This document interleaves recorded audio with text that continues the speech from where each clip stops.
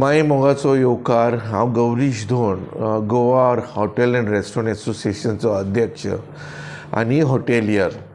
आमची 3 जनरेशनां हॉटेलान वेवसायान आसा आनी आज जे आमी पळयता GSTचे सगळे थोडेशे रोलबॅक जाल्या, थोडोसो डिस्कावंट दिला, ही अत्यंत बरी गोश्ट आसा। आनी आमचो मुख्यमंत्री माननीय मुख्यमंत्री दोतोर प्रमोद सावंत हे गोंय राज्याचे वचून 56th GST कावन्सील मिटिंगाक रिप्रेजेंट केल्लें। आमकां खुबशे एक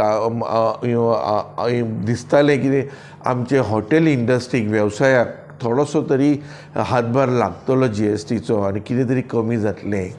पण थोडे आयटम जशे बटर, घी किंवा एअर कंडिशनर, TVs, गाडयो ह्यो हाजेर GST कमी जाला। जो 28% आशिल्लो तो 18 जाला, 18 आशिल्लो तो थोडो 5 जाला।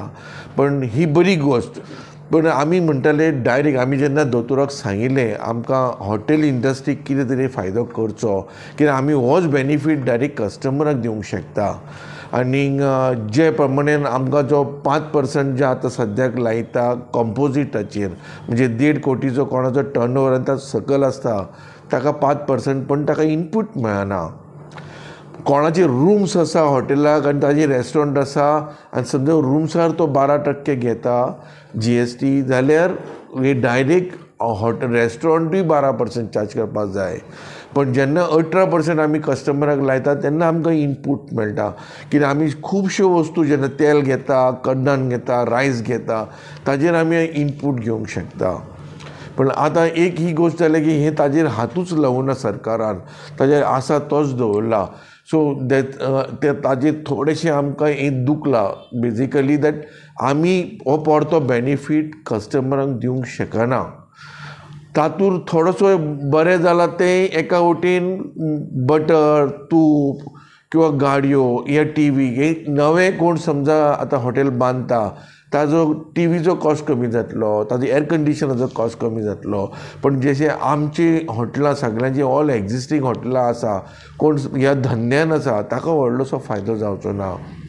पण आमची विनंती आसा, पर समजा एक रिव्यू मिटींग आसा सरकारा कडेन, तर तांच्यांनी हो मुद्दो मांडचो की गोंयान 40 ते 50% लोक कशें नाल्यार कशें खंय तरी वेवसायान आमचे ट्युरिजमाच्या खात्यान लागलेले आसा, ताचो हातबोट लागताच।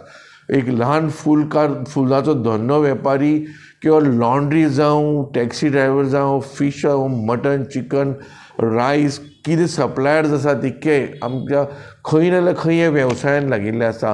आनी जेन्ना ट्युरिस्ट येता गोंयान तो वेगळे वेगळे रेस्टॉरंटांनी जेवता, परते परते शॉपिंग करता, वतना कितें तरी मेमेंटो म्हणून घेवन वता, काजू घेता, पण तो परते पयशे हांगा मोडटा।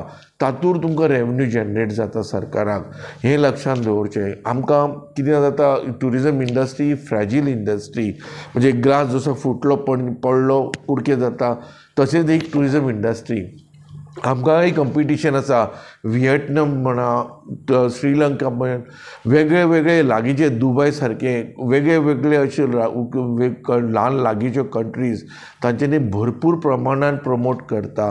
विजा एसेसिबिलिटी, विजाज ऑन अरायवल हे खुबशे अशें दाखयल्लें आसा। आनी जेन्ना कॉम्पिटिशनान आमी उबे रावता तेन्ना गोंयान तयार जावपा जाय आमचे कंपिटिशना खातीर।